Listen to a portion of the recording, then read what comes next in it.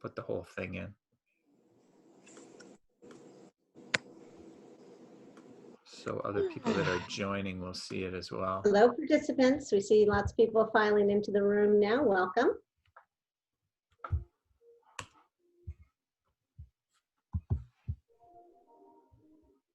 We've already been chatting up a storm about the session. So hopefully you'll be able to voice your ideas and questions. It's Pam speaking, and we've got a few other people we'll introduce you in a few minutes, but welcome.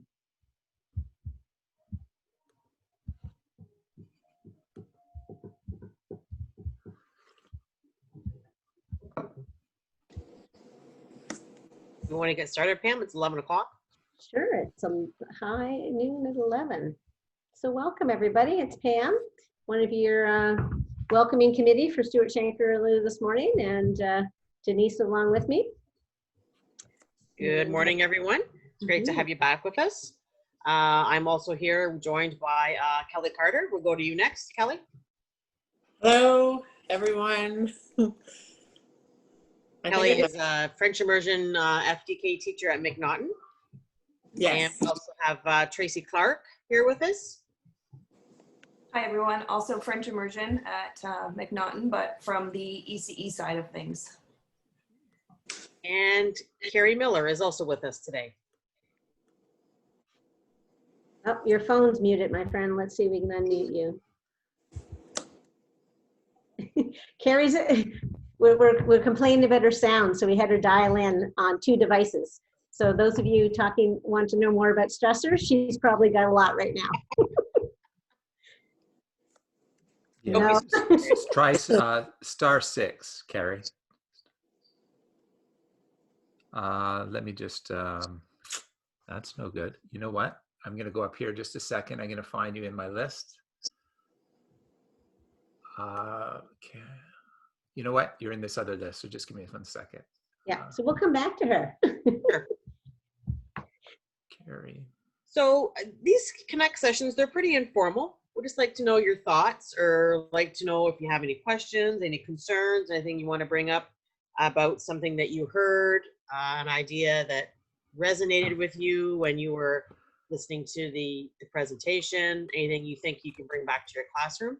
So the Q&A option is available for you. You can also raise your hand is going to be an option. If you click that button, it lets Rod, our technician, know that you have a question, and he will then unmute your microphone, and he'll then you can voice your thinking.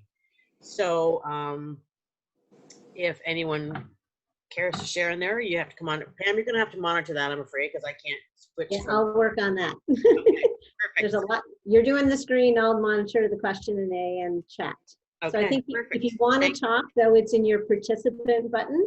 If you click on that, you should see a raise your hand button, and then we'll know that you want to say something. And just before you get going, I'm trying to find Carrie, what her phone is called, and I'm not seeing her there. That'll help me be able to unmute her. 519-312 number, I think. Yeah, I don't see a number. I see names here.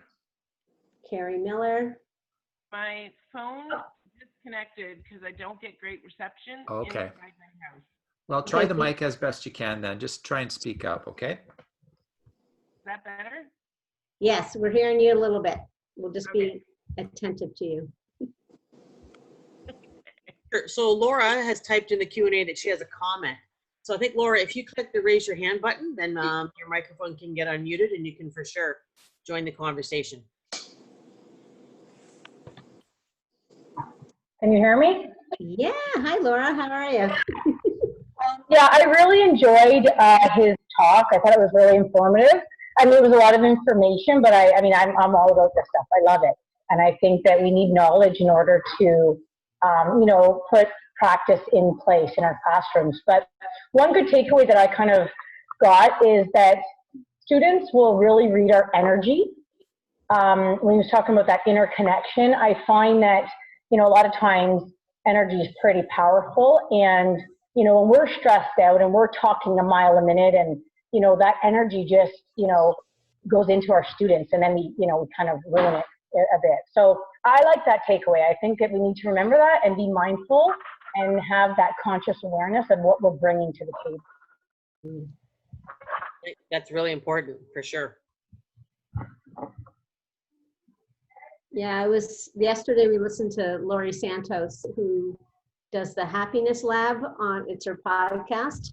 She's a professor at Yale University, and she's done lots of research on happiness and all that piece. And so yesterday it was all like, there was very actionable things in that about how to ensure you're working on your own happiness. And I found there's a lot of connection to what he was saying today about like being calm, being reflective, reframing your thinking, all of those things. So, and like you said, Laura, that idea of reading energy, like I can read stress energy to people, or I'm going to channel happiness energy to people too. So it's a mind shift kind of change. So thank you for being brave and going first in our chat too. No problem. So, maybe one of the things we could do is kind of share some of the resources that Stuart was talking about. What do you think, Pam? See if that kind of sparks some. That sounds great, because I think people are looking for answers now that he's kind of scratched the surface to what this big complexity of our brain and our emotions all tied into one. Right. So I went to the selfreg.ca website, and there are a wealth of resources on there. And this is kind of like the little poster I thought that just summed up the 5 domains that he was talking about. And it gives you ideas about like what the 5 domains are. And there was a lot of questions in this morning session that we didn't get to, unfortunately, and wanted to know what are some strategies or what were some things that teachers in the classroom could do. So if you go to the website, this is just one poster that he has in there. You have to, I'll show you what it looks like. If you go to his website, you'll see it shows, get rid of all this stuff. It's selfreg.ca. Yeah, that little hyphen threw me off. So if you go to that website, he talks about some of the courses that he offers, and we actually have 2 ladies here that are joining us. But if you go here, SelfReg for educators, he talks about some of the courses that he has, and he talks about the team learning, so you can have it as a school. And in here, there's sections that's specifically for teachers. This is the one that I went to. It's called the SelfReg Toolkit.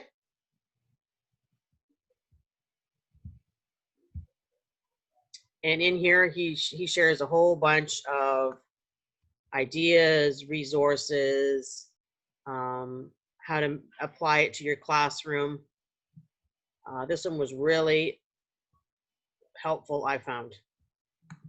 So then I went and I found some resources that I screen shared, and we'll let Kelly and maybe Tracy talk. These again are just some posters that were totally there, free resources for teachers. Really summarize some of the things that he was talking about this morning. And I don't know if they're necessarily posters that you want to print out and just hang up. I mean, I got that message from him this morning. This needs to be a conscious effort where you talk and communication is open with your kids. Here are some more posters that I got off of there. Yeah, I feel it's almost like our screensavers on my phone and computer. For sure. And like it's going back to what Laura said, and for sure what Stuart said this morning, that it comes from the teacher. So even if this is something that you need to have to start your day out with, like. Yeah, Denise, go back one more slide. The one on the left, it's kind of like maybe how, you were judgmental, but instead you have to look at them like it's the adult's mindset. You know what I mean? Yep. So we might see them as willful and defiant, but on the other side, they have so many stressors going on, so it's a new way of kind of like shifting. It's not new. It's like, well, I don't know how to just, anyhow, we have to. I think, the word he used was reframing. Yeah, like looking at. Yeah, so that's that kind of, you have to reframe the way you're looking at situations to try to figure out what is stressing, like what is causing this. We're trying to figure out what is causing it, rather than that they're just being defiant or what have you. Right. That's a great way of putting it. Mhm. Yeah, he had a phrase there, something about the why. Trying to find my notes. There was a question in the discussion about all these resources, about is it going to be recorded? So thanks, Lisa, for asking that. At LKDSB, we have a great open policy and we want to share. And so that's why, for example, these sessions were shared, around the country, really, about access to this. So it wasn't just an LKDSB opportunity to learn. And usually when, Denise does a session or I do a session, it's recorded and Rod helps us out and we post that to our LK elementary program blog. So there's a great history of things we've done in the past. This week, we've had the pleasure of hosting the caliber speakers like Stuart Shanker, Laura Santos, Joe Bowler at the start of the week. Later on today, we have Ajuma speaking about, so you want to talk about race. Experts in their field, and we have engaged in contracts with all of them. So we're learning about what their contracts mean as far as recording the information.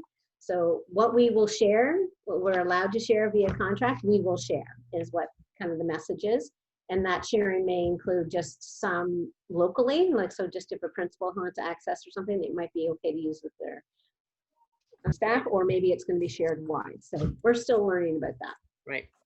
And Dr. Shanker said he was going to share the PowerPoint, so that leads me to believe that, this is something we could be able to put out there if we have his permission. Wonder if Kelly and Tracy, they've both taken a course with the SelfReg. Would you be willing to talk a little bit about kind of what's on the screen in your course? Sure. One thing that someone had just wrote on a question was that we have to keep in mind that there's stressors at home that could cause all of that. And that kind of leads us into that page on the left-hand side, because Stuart was talking about the stressors. So there's biological, emotional, cognitive, social domain, which is like your stuff that's happening at home too, right? And then the last one, so there's the 5 domains. So this is, if you can see that kind of opens your eyes to what are some things that may be stressors. And so as somebody I didn't see, it was there and then it was gone. There was, I don't know where it was. I saw somebody ask a question, or maybe it was it's in the chat, I think. Okay. Let me see. Yeah, who was it? Sansia Wilson. Mm-hmm. She said, we need to remember too that we may not have all the information that is what is causing the behaviors and stresses, because younger students, we might have a fuller on, you don't really know what's going on at home. So that's why this kind of, I think, what do you think, Tracy? And you have to remember, it's not one stressor most of the time, it's probably multiples. It's not the children that only have them, we're bringing them to school. You have to be honest about that with yourself, and you're going to have a bad day, you're going to have to deal with it, regroup and come back the next day. Right, and we may not know the details of there might not have had a great start to the morning, but maybe, so we know, all we may need to know is that they didn't have a great start to the morning. So what can we deal with? Maybe it's a kind thought or gesture shared with the student, or opportunity of thinking about food. And again, all those complexities of going back with COVID, encouraging the students to have their own snack rather than the snack program. All of those little things that if we are thinking, maybe globally about how we maybe support students, we can have more things to draw upon. And building their relationships with them to better help them cope with those stresses. As we get to know them, you'll see the signs and be able to head off those moments before they happen. Great point. Yeah, and what Tracy and I, Tracy had done some workshops before I had, and then last spring we had the opportunity to go to one, and it's a lot of information to take in, but the whole idea is to try to pick a few, not over stimulate kind of, or not overstimulate, but how do you say it? It's a very overwhelming, and I'm sure everyone that had this today in an hour and a half, it's a lot of stuff to take in.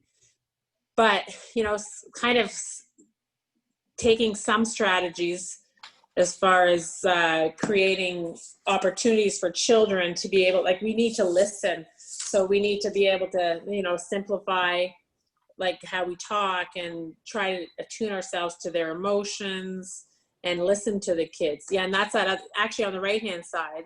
That's kind of a nice thing when dealing, it's, you know, they need to feel safe. And that was the whole thing that Tracy was just saying. Like they need to be able to feel safe in order to go to that next step of their learning, or to be able to have that opportunity to engage. So we brought some literature, like some books. If you go online, there's a ton of stuff on SelfReg.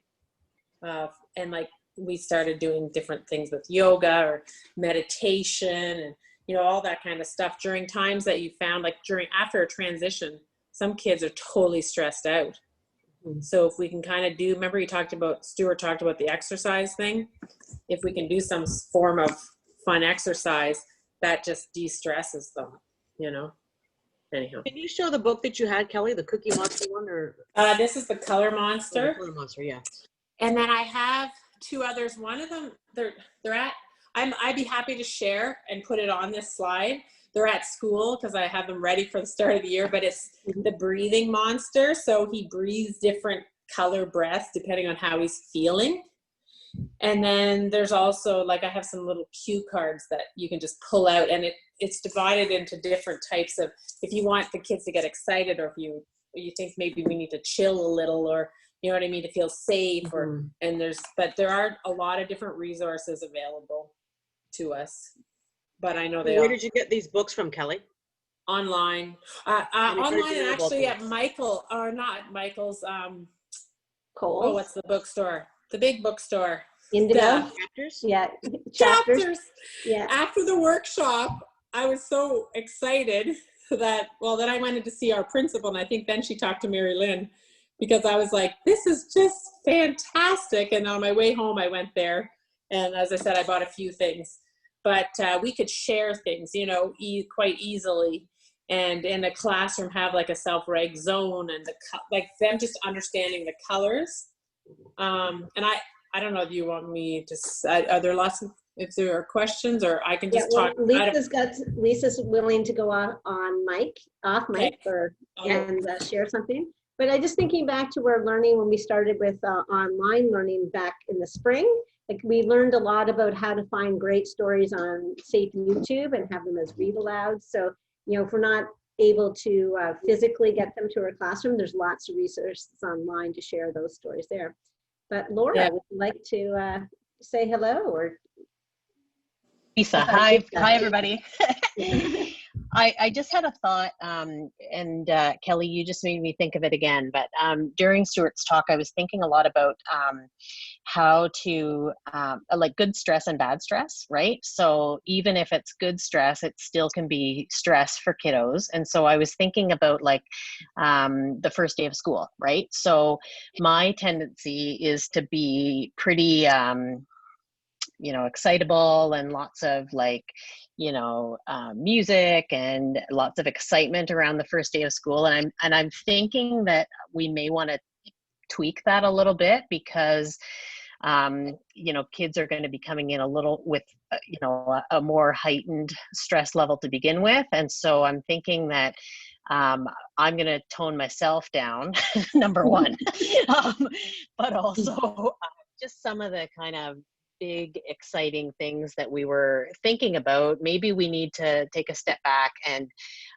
be, you know, use to help kids co-regulate, use our own energy, make sure our own energy is a little more calming and more down, I guess, as opposed to the, you know, big, like, balloons and that kind of thing. So just something to think about.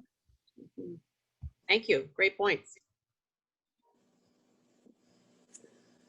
And I think the land acknowledgement this morning got me thinking about like how much I use the outdoors to calm me and regulate my stress. Like yesterday I ran to Racklin after our full day of learning. I just needed to go, and like the only thing I could struggle with is climbing over rocks. Like I was just tapped out for information kind of thing. And just that is one thing we will be able to control when we're back at school, is that we are going to have times during the day that we are outside. And so how do we leverage the outdoors to help regulate? And there's some things about nature on that selfreg.ca website that Dr. Shanker refers to, I think. Points and tips, how to use nature to be a calming factor. There is Yes, I did find the book Breathe Like a Bear. So that's one of the strategies, right? Because you're trying to teach them. The whole idea is that we're trying to teach them how to self-regulate, right? We're helping them, we're guiding them. So this was a whole thing on different breathing techniques. And I did see his other book is there too, the SelfReg one. He has one. That's Shanker. That's one of his parent guide books. So anyhow, sorry. Yeah, so we have a question from Angie. Okay. And she says, this has huge implications for how we teach and how we set up classrooms. Do you see the Ontario curriculum reflecting the neuroscience has discovered recording self-regulation and the need for calming and mindfulness instruction? I totally think so. There's the whole SEL section in the new curriculum, the math one is coming out. We're talking acronym already, SEL. I gave up acronyms one year for New Year's Eve, so I'm always like getting it. So in the new math curriculum, like what Denise is talking about, it's the social emotional learning piece. So it's actually being acknowledged in the new 1 to 8 math curriculum. So Denise, you want to take it away from there? Like your thoughts on that? Yeah, I can totally see how things are starting to all connect together, like with the new curriculum and how there's more onus on the self and the person. And that was the one message that Dr. Shanker had this morning, is the social engagement piece, right? Yeah. Yeah. And like, you know, my learning mostly with the curriculum team is about assessment. And so we thought, like, when you think about assessment, we are learning too, and what do we do that? Like just adding that whole idea of the so that in there, so that we may be, you know, problem solvers, or so that we can communicate with each other. Just adding that layer of like why we're learning this kind of helps give kids direction to for the learning. And in the math curriculum, I'm just trying to find it on my phone, which is not going well right now, but they have included that kind of language, like the why we're doing this. Let's see if I can pull that. But yeah, I think about what people are sharing a lot in the chat, some book recommendations. And a lot of those book recommendations are about calming, getting to know each other, building relationships, which connect to our language curriculum, which connect to our social studies curriculum in grades 1 to 8, but it's all over the place in the kindergarten curriculum. Yeah. So how do we use a tool like a book to help us bring that message in, to learn how to calm ourselves and self-regulate? And Sansia is sharing that she's got a blog there. I'll be checking that out. Thank you for sharing your link again. And we've got another in the chat that we need to remember that the school has a link to Mental Health Ontario. There's all kinds of resources there, quick activities, brain breaks that support self-reg for K-8 students. Laura's asking, there's a lot of stuff for primary students. She's asking about things for the junior intermediate level. I know that's what, just because we don't teach them that, but I'm sure we could look and reach out as well. And I'm sure we can find some good resources. And I personally think with the older kids too, there's not much older, that we can discuss it with them more, and, you know, talk about things that maybe have discussions or I think it's more like smaller mini lessons for them, and try to practice strategies and see which ones it's kind of like you have to see which works for you. As Stuart said, what works for you may not work for me, you know, so kids have to explore and see what things help them. Denise, you The book hosted that you had there from your course, is that just for early years, Kelly and Tracy? Well, no, when we went to the course, it was a whole range of all years. This book, and I have a copy and Tracy does, but I would be very happy if someone wanted to borrow this. They would be I'm happy to share it. So if anyone, we have 2 weeks left of fun summer, but if anyone wants to, they can reach out to me. I'd be happy. I live in Ridgetown, but I'm all over the place, so I'd be happy to bring it to someone. Mm-hmm. Denise, Or it's a good one if you want to bug your administrator. Just a little yeah. Sorry, go ahead, Pam. I'm just saying, you earlier in the week you hosted conversations with Jo Bowler, and she was talking about mindset and limitless potential. So she had resources that were for the intermediate junior age students about like how the brain works, didn't she? Didn't she share something like yeah, that? she wasn't quite as the science part she didn't get into as Dr. Shanker did this morning. But she on her website too, UCubed, all kinds of resources there for all different grade levels.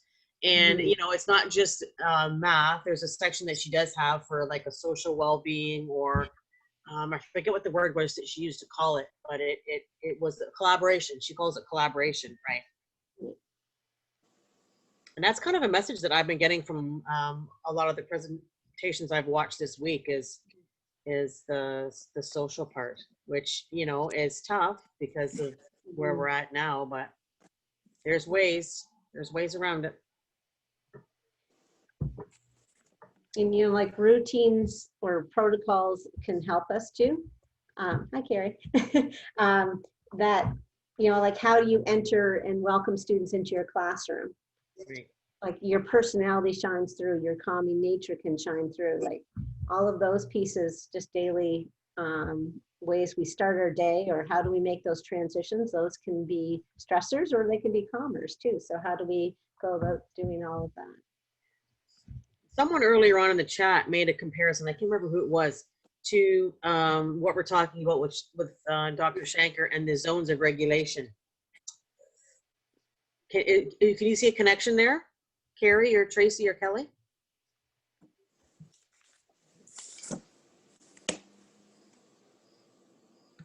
Sorry, I was looking at something. I was Zones of regulation. So is there an overlap between those trying to self-regulate here. Yeah. No, I just was saying that I'm trying to find it. Someone said that there's is earlier on in the chat about how you can make some connections to the zones of regulation and what Dr. Shanker's talking about. Mm-hmm.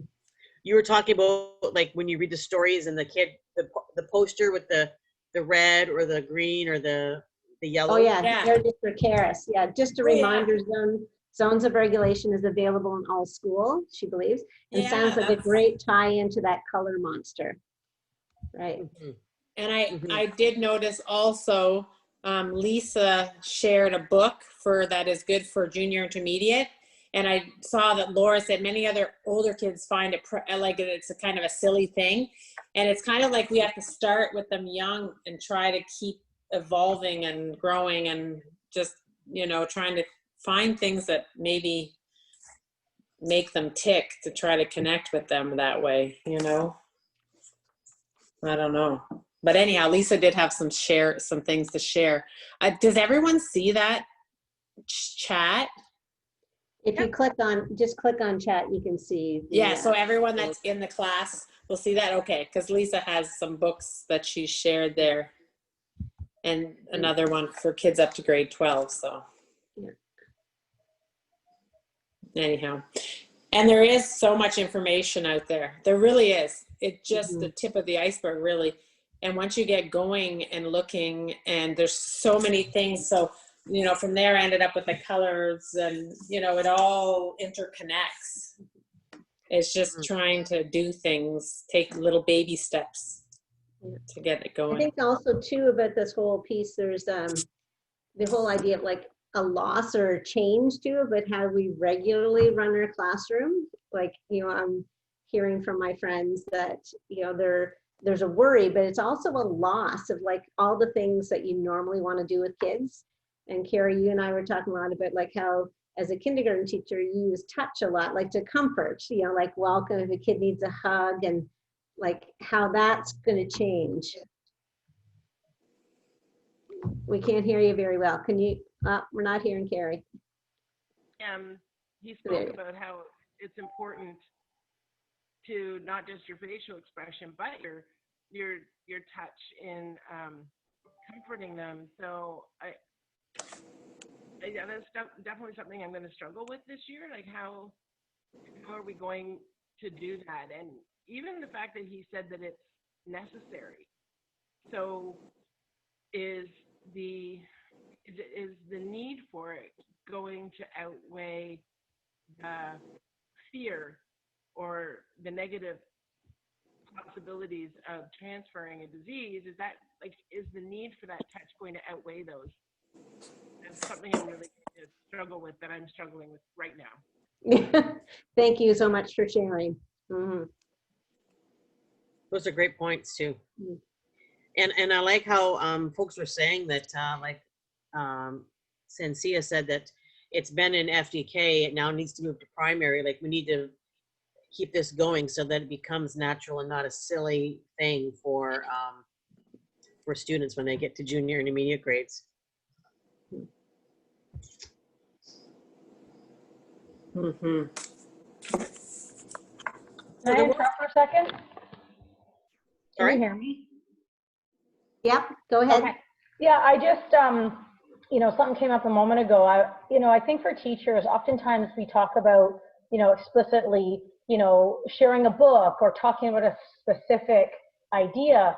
But I think we do need to remember that we need to model this behavior.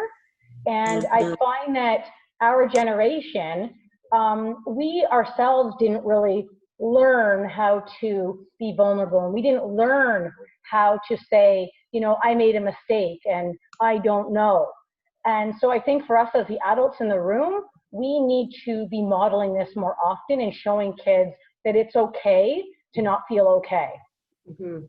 So I just thought that was important, because we can read mentor texts all day long, but the bottom line is they learn from watching us. So exactly. What did Stuart say today, Laura? He said, we have to learn what it feels like to be calm. So like, yes, the feeling, yes, for sure. And how do we do that? We model a lot. Like, so I can just envision going into the class and like, I'm a little nervous or a little excited, like even naming those emotions. And like, or like, I'm feeling really calm right now because like, I'm not tingly, or, I got a relaxed feeling on my face, like even getting to that micro level of description to go along with it. Yeah, for sure. Mm-hmm. And I think remembering that it's a process, it's not something that you're going to be able to teach them that first week of school. It's ongoing still. So, I mean, we're all learning about ourselves every day. Right. And things could happen throughout the year that totally change it, right? Weather could be an incident, things at home, like you mentioned before, Tracy. And Tracy, along with your process too, like it's individualized by Absolutely. kids. Yeah. Yeah, what works, well, as we know, what works for one child isn't going to necessarily work for the other. We have to, it's like a puzzle we have to or sort even out. day to day. Yeah, and day to day, yeah. I think we're going to have to spend some time learning too what kind of environment our kids are coming from. So are they coming from a home where the parents are really fearful, or are they coming from a home where the family is more relaxed? And what we thought we maybe knew about our kids beforehand might change according to the experiences they're having at home, and that's going to be something for educators to navigate as well. Very good point, because you might be actually the most calming force in that child's life today in the classroom, or you might be the stressor for that kid, like just by the protocols we have set up in our classroom. I never even thought of it in that context. thank you for sharing that perspective. Someone had written that they're not seeing the books that Lisa shared. Were they shared with both panelists and attendees? Oh, we'll update that if we I did. think Lisa, Okay. she changed it. She posted something. Oh, Yeah. Oh yeah. Okay. Perfect. Yeah. Thank you. Yeah. We have an additional question here from Anne. Children have different thresholds for stress. So some students are ready for learning while others struggle with self-regulation all day long. This diversity in the classroom can make it difficult to make progress with the curriculum. Ideas. Over the course of my career, I've seen a number of students with self-regulation difficulties explode. Yeah, so I think she means like explode as in the number, like, yeah, so like as a curriculum person, Denise is a curriculum person, we always have that, like that's our most favorite thing. But, you know, I'm seeing that how are we going to use the curriculum now to leverage us into being calm, ready to learn. There's, you know, there's comfort when my wheelhouse is junior students. I think there's comfort in kids coming back and seeing that learning is going to happen. Like I think I'm hopeful about that, but that's just my perspective. Other people have thoughts about ideas about the curriculum? I think you're right. Like I think it's mentioned before that we can't rush through this the first couple of days. You know, I think you gotta give people time to adjust their own way. You know, they're normal for the last how many months hasn't been normal, right? Even the way the school year ended, it could be some kids that don't really feel like they've actually had closure from the year before, right? So I don't know if you kind of talk about that. I think that's, you got it, even though our inner instinct is to go, go, go, and we feel like we have to get caught up on a lot of stuff. I think we have to do the exact opposite and just take it slow and steady and be aware of what's happening around us and kind of take your cues from the kids about what should be happening the first couple of days, right?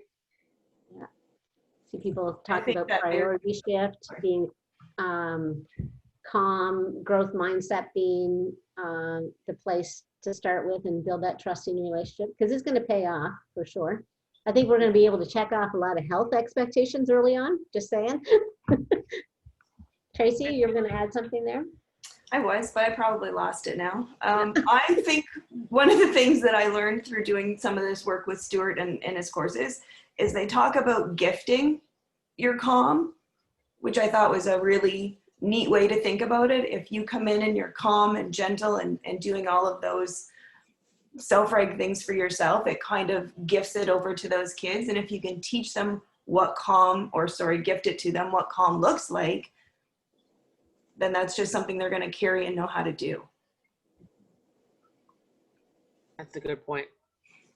It's hard. I mean, that's difficult, right? In certain situations. Absolutely. First day of school, I always get a little butterflied anyways when I think about what's, you know, going on. Yeah.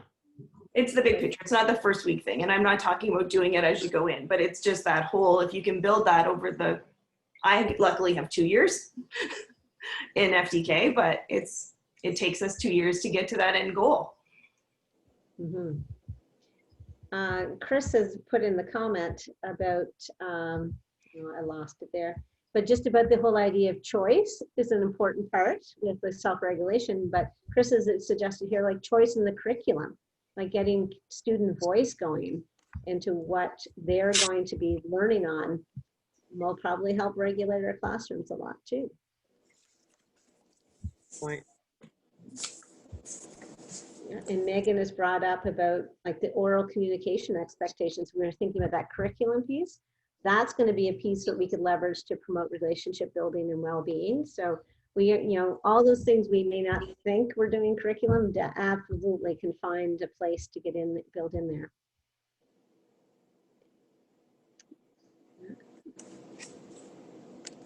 Oh, Laura says a nice attitude to share is we get to be here instead of we have to be here.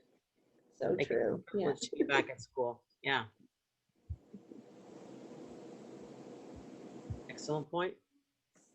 And just feeling like the acknowledgement that this is a stressful time. I think listening to Stuart Shanker too, like I was connected to all that complexity of the brain science. Like we're hardwired to deal with stress. Like we can't change that part. We can change the response to it. We can reframe, we can recognize, we can reduce and reflect and respond. Like those are actionable pieces. So as a list checker, I kind of was happy with those pieces to be become visible. I think we should follow up with him. He said he had a video on human voice as a tool, and he said he could share that with us. I think that would be a good one to share with us. We could use that both at home. Yeah, because someone put that in the chat too about the online learning piece. Yeah. But he said that he would share that with us. Yep. So maybe we could reach out and ask him to share that, because I think that would be useful both if anyone's teaching online or in the classroom, because you do find if you change and you just, you know, then they're kind of chilled, you know. Seesaw, Carrie, I'm going to ask you a question here about Seesaw. Remember what happened when you put voice to your little videos you were sharing through Seesaw and instructions? The response from families you had when the voice was added? Time ago, but I'm assuming you're how they liked to hear my voice. Like it was nicer to hear our voice over. Oh, it was in the comments. It was in the comments. When I would comment, rather than typing it, I would make voice recordings. And I asked the parent for feedback. I said, "Is this like, do you like that?" And she said, "To be honest, I probably wouldn't read the comment to them, but I definitely would play it." And they really enjoyed that. They liked hearing me comment on their activities. What you're referring to, Pam? Yes, exactly. Yeah. And just, you know, what's stressful? Having to read a comment, or can I listen to it over and over again? So those online tools that we have, like, probably will help to reach out and connect with some of our students at home. Also, you know how in Seesaw, how you could also go into the bank and get stuff? And so what I often would do is if I found something that I really liked, I actually re-recorded so that it was just, so they would hear the teacher or the ECE, like we would re-record our voices so they could hear us rather than some stranger, you know, and then because you can easily find tons of activities in there, but you've got to personalize it to your classroom. I know in I'm not sure how to what this person's name is, but someone mentioned how a soft start to start the day is really important. And I know last year as an elementary coach, I would go into some schools, and there was a lot of classes that were adopting this philosophy. They spent the first 20-30 minutes of the day. The kids kind of had a choice of what they wanted to work on, who they wanted to work with, like if it was a fun activity or if they wanted to just finish up work because they couldn't get it done last night. And it gave the teacher that time to just go around and check in with each child to make sure how they are today, how their day is starting. I really enjoyed it, and the kids really enjoyed it. Regulation, that was something that we did at the beginning of the day, was everybody came in and put their little face on the color that they were, and that way we were able to identify right away if somebody was already in a difficult spot, and to touch base with them and just to say, you know, what's going on, how can we help, what can we do to help you get ready for the day. And I like thinking about what student Shanker said today, like, well, how do you know, so you're not feeling so good today. What does that feel like? Like, let's get that language of describing that. So, you know, when you are kids in distress, are you feeling that again? Well, how do we feel calm again? You know, having that conversation piece is going to be great.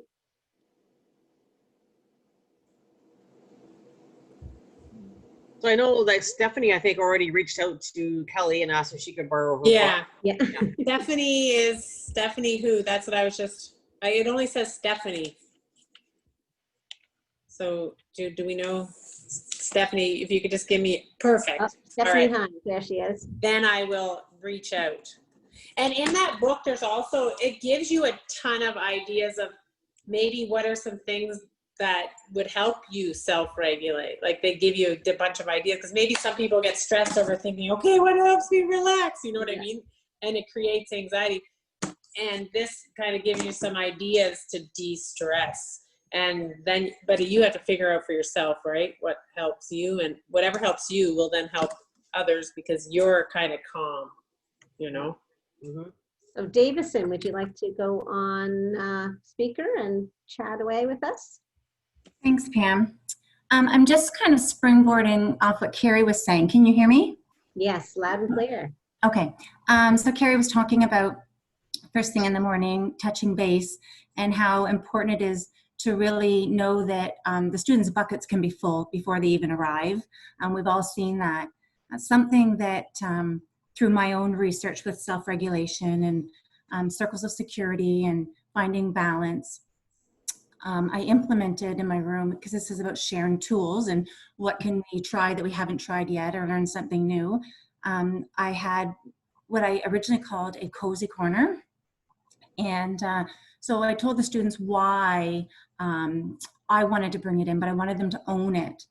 So what we did is essentially sort of what we're talking about is I talked to the students about reasons why they would want to go to this space. And so they, you know, they gave a gazillion ideas. And so I put them in small groups with chart paper, and they kind of wrote words or drew pictures of things, the reasons why they would go there. An argument at home, no breakfast, anxious about a party coming. So positive or negative, but they saw it as a stressor. So what we did is I then took their work and I posted it on the wall around that space. I talked to my principal about this, and she saw lots of value in it. So we were able to get one of those big dog chairs or big dog beds. And so that was just on the floor. And then I got a big poster board, and I put it on the back of something. So if they wanted to doodle or draw on that as a release. It wasn't a physical space, but it was more of a calming space. There was no devices, no technology, but there was coloring, there was fidgets. They asked, and then I would kind of, it was really important to get their feedback, because this was their space and I wanted them to own it. So for the first bit, it was every week, you know, how is the space working for you? What would you like to see in this space? How can we make this space better for you? So through their feedback, we would then change it a little bit. And then the other piece to the puzzle was changing the language that I used. So the words that I was using was taking a detour. And the reason why I wanted to say taking a detour is they're still going to get to where they need to be, but they need to reroute themselves. They need to detour rather than sometimes taking a break. Just the term, it works for some and it doesn't work for others. So I sort of changed the language that I was using and just talking about that detour. So we put a detour sign there. So again, just kind of connecting back to Carrie. So some of the students, when they would come in, oh, can I go to the cozy corner? And absolutely you can. And we kind of had a time of about 10 minutes. It was more work for me because I had to keep an eye. If they were there for a longer time, I would need to go back to kind of reconnect with them, have those conversations, continue to build that relationship so I can get them, you know, back into the regular learning of the classroom to free that space up for someone else. But this one little boy who, you know, you think has it all together and well-disciplined and a great worker, he came to me one morning and his eyes were kind of welled up and in his little Nigerian voice, Mrs. Davison, I really need to go into the cozy corner this morning. My mom had a strong voice to me this morning. And I just thought, like, my heart just melted for him that, you know, it's a space for everybody in the classroom. And again, there are no bad children. There's just stressors that everybody has. So just an idea, if, you know, you want to borrow it, great. But I think the big piece in that was letting the kids own it and have it evolve as they go forward with using it. Thank you so That's much for awesome. sharing. Lisa's already said that she's stealing your detour idea there. I'm getting a little misty-eyed reading the one above the chat about how powerful this conversation is and how helpful it is. And, you know, we do want to talk about sharing ideas and that sort of platform. And this really helps guide us as a team too, is like, what's important? What do we need to bring to the table to have for future learning? And I keep coming back to, like, all of us here are all calm, alert, and ready to learn. Like, it was like we came to this because we were ready to hear it and we wanted to hear it, and we're vulnerable in this space too.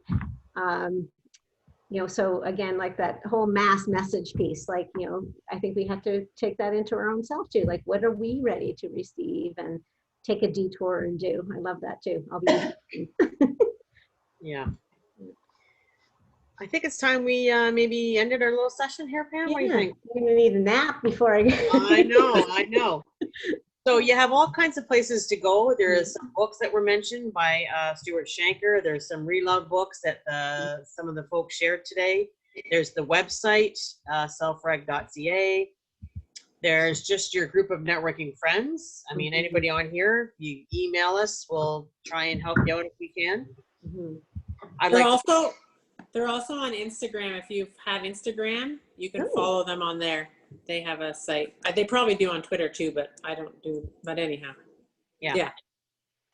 And to Kelly and Carrie and Tracy, thanks a million for joining us today. Yeah, thank you for sharing. Fun. Getting us all ready. Yeah. Sorry, I needed to lead. Hey, you know, when delivery guys come, you got to answer the call. and he came early. Like, who does that? Yeah, exactly. Awesome. Thanks so much. Okay. Yep. Thanks for joining us, everyone. Have a great day.